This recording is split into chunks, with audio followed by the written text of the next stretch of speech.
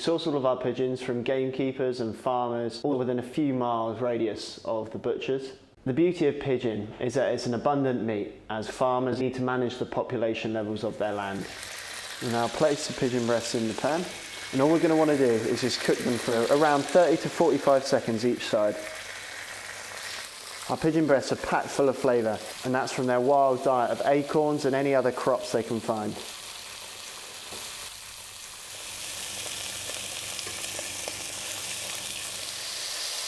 We recommend that you serve your pigeon breast rare with a nice pink centre. Now we can just add a knob of butter.